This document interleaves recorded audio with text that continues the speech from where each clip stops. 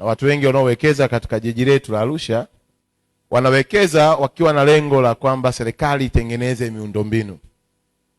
Miundombinu ikikamilika inakuwa ni jambo zuri na wao wanapata fursa. Nakwambia tu Mheshimiwa Mwenyekiti,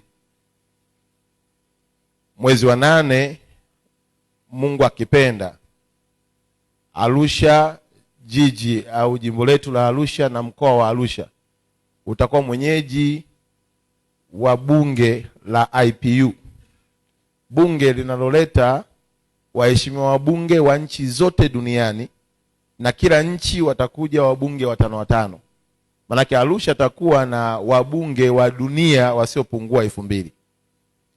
Uwepo wao katika mkoa wetu na jiji letu si tu kwamba unatoa taarifa kwa dunia kwamba Tanzania ni salama, lakini pia unaleta uchumi na kutangaza taifa letu.